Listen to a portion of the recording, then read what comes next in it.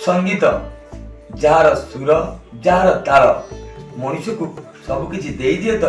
बेले बेले मनीष सबकि हर दिए जहाँकर गीत जहाँकर सुर और जहाँकर कंठ सब बेले श्रोता गुणगुण होता है से आउ कहीं नुहति टाइम्स न्यूज इंडिया सच की आवाज हट सीट रे आपण मानकर प्रिय कंठशिल्पी गीतिकार तथा संगीत निर्देशक अक्षय बारिक आम स्वागत करुचु टाइम्स न्यूज इंडिया कार्यक्रम रे अक्षय बारिक को नमस्कार सर।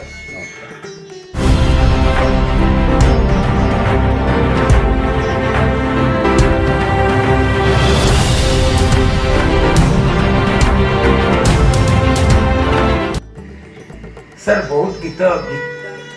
सुरकार होउछन्ती आपण संगीत निर्देशन रे बहुत गीत है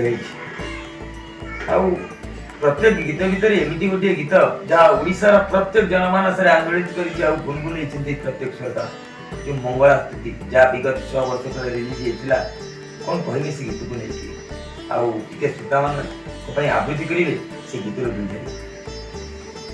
से गीत आम हूँ विमला ठाकुराणी सेवक तेणु से दृष्टि मंगलांकर गीत को मंगलांकर जो स्तुति रही पारंपरिक भजन से पारंपरिक भजन को स्वर संयोजन कर निजे कंठस्वर एवं लोक खूब सुंदर भाव आदृत होती लोके ग्रहण कर मो बहुत सौभाग्यर कथा एवं से गीत गोटे मुखड़ा टे शुणु जय तू मंगला मागो जय हर चंडी तोते सुमारिले मारो दूरी तो जय खंडी विपद कालरे सुमरंती जेउ जन महाघोर संकटरु हिटाऊ संग हिटाऊ बंधन। सार गीतटा आज एमती लगी प्रकृति से माँ से ममता से जो शक्ति स्वरूपिणी मंगल कारिणी पाप नाशिनी सत्य सनातनी से हृदय को आज प्रत्येक श्रोता पाखे ये गीत को उज्जीवित रखी मन पकई से अक्षय बारिक को सर आम आपन को तृतीय प्रश्न जोटा आम पचार चाहबू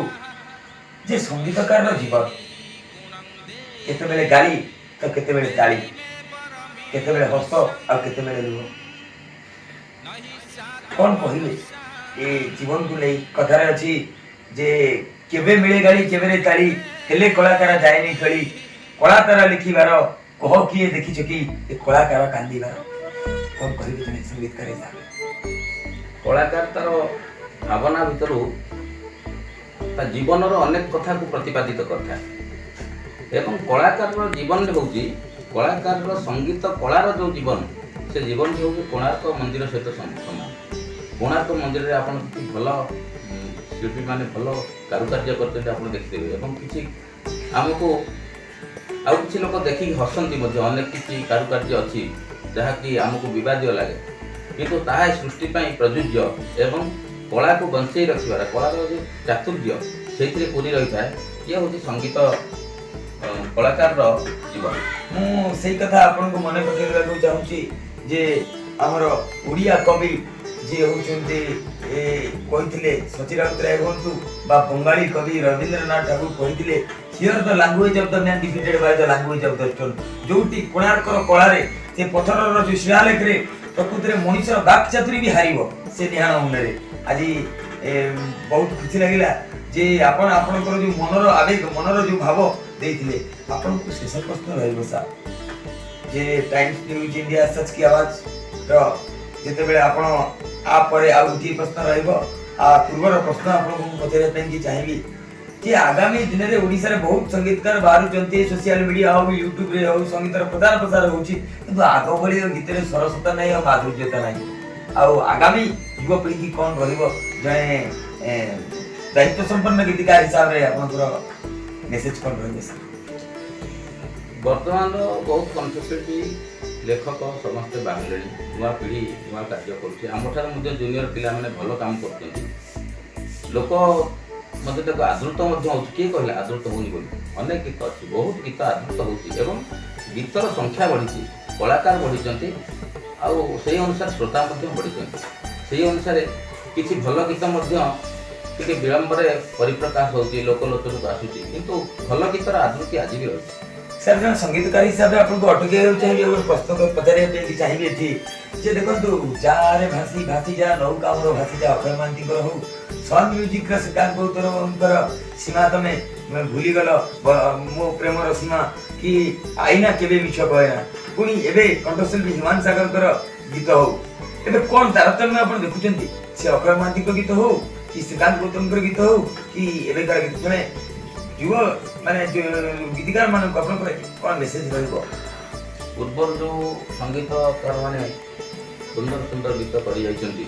ଅକ୍ଷୟ ମହାନ୍ତି ହୁଅନ୍ତୁ, ପ୍ରଫୁଲ୍ଲ କର ହୁଅନ୍ତୁ, ପ୍ରଣବ ପଟ୍ଟନାୟକ ହୁଅନ୍ତୁ ବା ଶେଖର ଘୋଷ ହୁଅନ୍ତୁ, ସେମାନେ ଯେଉଁ ଗୀତ କରିଯାଇଛନ୍ତି କାଳଜୟୀ ଗୀତ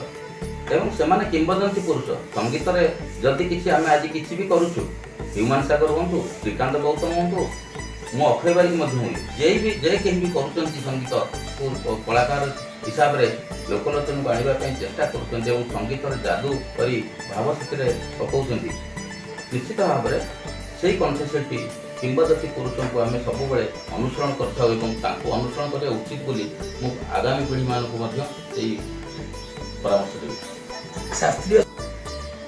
ସଙ୍ଗୀତ ସାଧନା କରିଛନ୍ତି, ଏ ସଙ୍ଗୀତର ଗୁରୁ କି ଯାହାଙ୍କ ପ୍ରେରଣାରେ ଆଜି ଆପଣ ଏତେ ବାଟ?